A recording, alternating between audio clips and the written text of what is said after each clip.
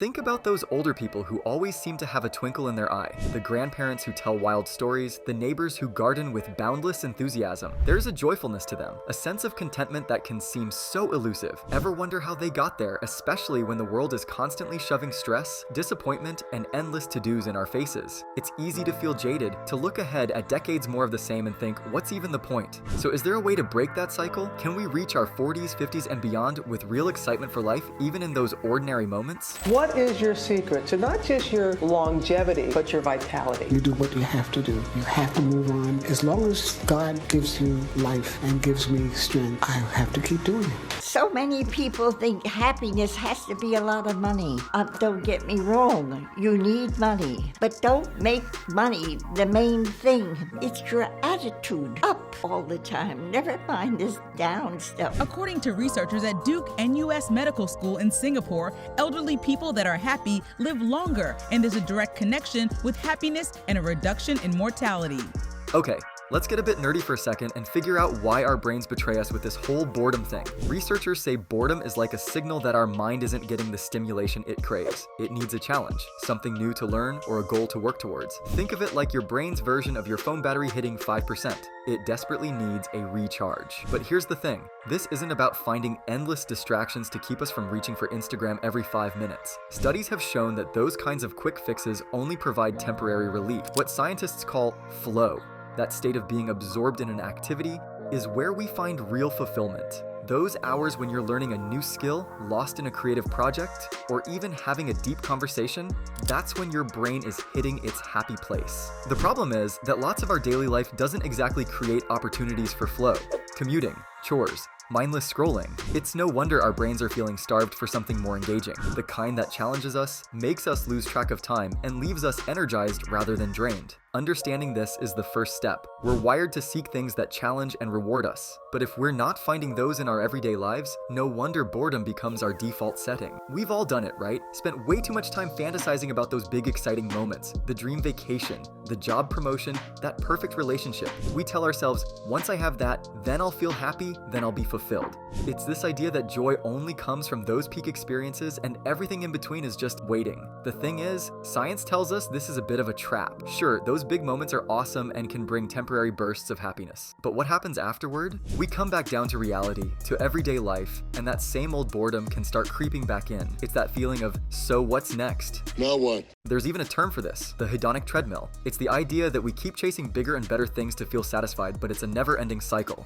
Each new shiny thing brings a temporary high, but we quickly adjust to our new reality. And then we need something else to give us that happiness boost. It's exhausting. Here's the problem with this mindset. It makes us believe that ordinary life is inherently dull. That job we worked hard for, just a means to an end. Evenings at home, they seem pointless compared to that fantasy trip to Bali. Of course we feel bored if we're constantly devaluing the present moment in favor of some idealized future. So if focusing all our energy on those elusive, big, exciting moments doesn't bring lasting happiness, where do we look? Remember that kid in school who complained about everything? Even when something should have been fun, they'd find something to be miserable about. Sometimes that's what it feels like to be an adult dealing with perpetual boredom. It's like we become experts at sucking the joy out of things. The commute is too long, cooking dinner is a drag, and even a long-awaited show can somehow feel meh. So we scroll through our phones, hoping for something to spark that lost feeling of excitement. We hop from one thing to another, looking for a quick fix, but that only ends up leaving us even more drained and disengaged from the present moment. The thing is, those moments we write off as boring, the walk to work, a quiet evening at home, they're the fabric of our lives. And if we're always treating them like filler, convinced that nothing worthwhile can happen in those spaces, it's no wonder we feel stuck. We end up overlooking the potential joy and meaning hidden within the ordinary. But what if the solution isn't constantly seeking something new and thrilling? What if it's about unlocking a renewed appreciation for the life that's right here, right now? Here's the deal. You don't have to win the lottery or become an Instagram travel influencer to rediscover some of that spark we're all craving. It's about reconnecting with the parts of yourself that feel curious, engaged, and even a little playful. Think back to when you were a kid. Remember that sense of wonder when you'd learn about something new, or the way you could lose yourself for hours in a made-up world. Somewhere along the way, lots of us bury that side of ourselves. Maybe it got squashed by responsibilities, by those well-meaning adults who told us to grow up. So how do we start awakening it? Here are a few ideas. Explore old passions, or find new ones. Remember that guitar gathering dust in your closet, or that language you always wanted to learn? It doesn't have to be about becoming an expert, it's about finding the joy of learning and growth itself. Try the 10-minute rule. Commit to try something new for just 10 minutes a day. Could be a book, a dance class, a YouTube tutorial, anything that piques your curiosity. If it's a dud, no harm done. Change up your routine. Even small shifts can help break us out of autopilot. Try a new route to work, cook a dish you've never made, or listen to a completely different genre of music. It's about injecting some novelty and surprises back into your day. This isn't about pretending life is all sunshine and rainbows. It's about making space for the things that ignite something within you. We humans are social creatures. Whether we consider ourselves introverts or extroverts, feeling connected to others is crucial for our well-being. Unfortunately, that feeling of being genuinely seen and understood can be tough to find in a world focused on individualism and online personas. Isolation can be a sneaky culprit behind those pangs of boredom. Think about the times you felt truly alive. Chances are they involved other people, sharing a laugh with friends, having those deep conversations that last for hours, being part of something bigger than yourself, whether it's a sports team, a volunteer project, or a niche hobby group. Those connections make us feel heard, valued, and give us a sense of purpose. When we're surrounded by people who share our interests, who celebrate our wins, and support us during tough times, that spark we were talking about, it starts to grow brighter. Those mundane moments suddenly don't seem as dull when you're sharing them with your people. So here's the challenge. How can you build or strengthen your community? Reach out to old friends. Sometimes those connections are right there. We've just drifted apart due to busy lives. Join clubs or groups centered on your interests. There's likely a group for everything these days: hiking, board games, amateur photography, you name it.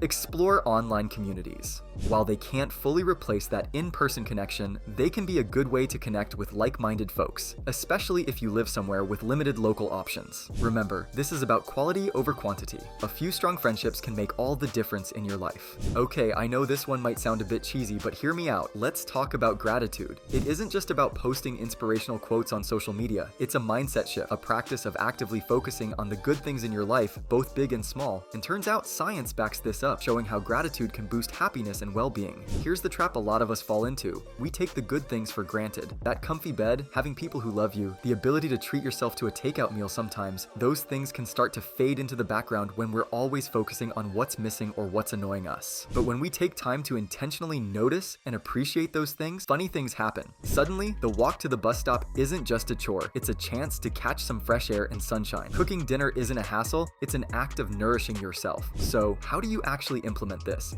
Here are a few tips. Start a gratitude journal. Even 5 minutes a day to jot down a few things you're grateful for is a game changer. The One Good Thing Challenge. At the end of each day, reflect on at least one good thing that happened, no matter how small. Savor the moments. Notice the taste of your morning coffee, the feeling of a hug, a beautiful sunset. At first, this might feel forced, but over time that lens of gratitude starts to become automatic, and that's when you might be surprised by how much joy those simple things you overlooked before can bring. So, what's the secret to reaching our 50s and beyond with a real spark for life? It's not about chasing constant excitement. It's an ongoing journey of exploring what brings you joy, connecting with others, and appreciating the present moment.